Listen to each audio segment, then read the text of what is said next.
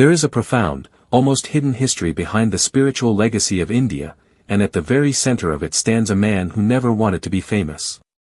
Yogaraj Syama Charan Lahiri, known to the world as Lahiri Mahasaya, left behind no public institutions, no grand temples, and no massive volumes of philosophy. Instead, his deepest realizations were quietly recorded in the margins of his private diaries, his personal letters, and his commentaries on ancient scriptures. What makes his life so remarkable is that he wasn't a detached ascetic living in a remote mountain cave. He was an ordinary householder, a government accountant for the military engineering post, a husband, and a father. Yet, from this quiet, routine life, he breathed forth a radical philosophy that completely shatters our conventional ideas about spirituality. To truly understand his vision, one has to look at his core breakthrough.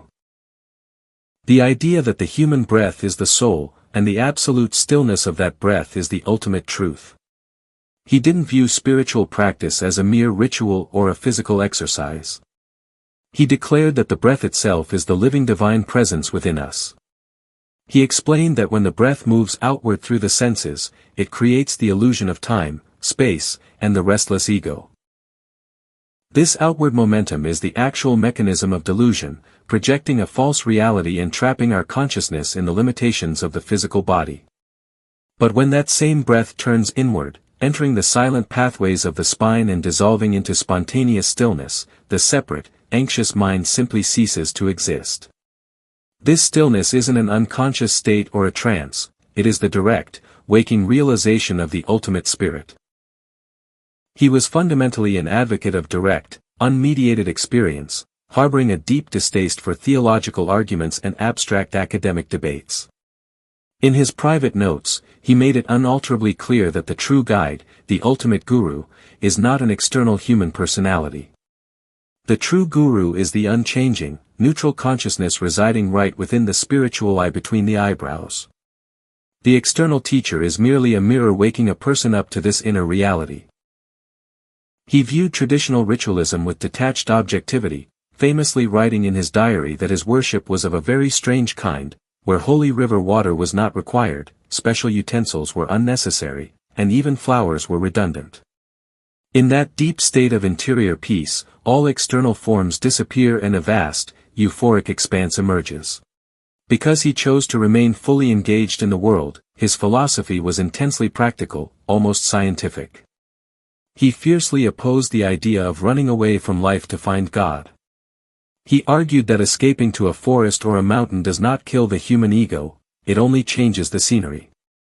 True renunciation must happen within.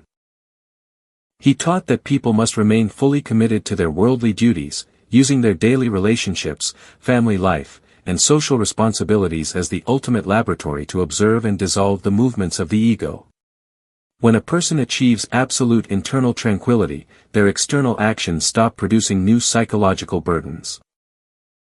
The mind is no longer agitated by personal cravings, and a person works purely because it is their duty, completely unattached to the fruits of their labor.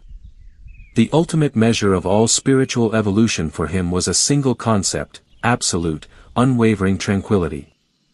In his personal journals, he meticulously tracked his own progress not by visions or miracles, but by how deeply he entered the inner silence of the spine. He taught that human misery is simply a result of identifying with the physical body, which is forever subject to the unpredictable laws of nature and destiny. By using practical, internal focus to shift identity from the fragile body to the infinite spirit, a soul steps entirely outside the matrix of cosmic cause and effect. He stripped the spiritual path of all institutional fluff, leaving a simple, relentless call to practice. He reminded the world that the ocean of mercy pours out its grace at all times, and that one must simply exchange unprofitable speculations for actual, immediate contact with the spirit within. His famous, comforting reminder to every struggling seeker was beautifully simple: practice, practice, and someday it is done. If you liked this video, please encourage the channel by hitting like, sharing it with others, and subscribing for more videos.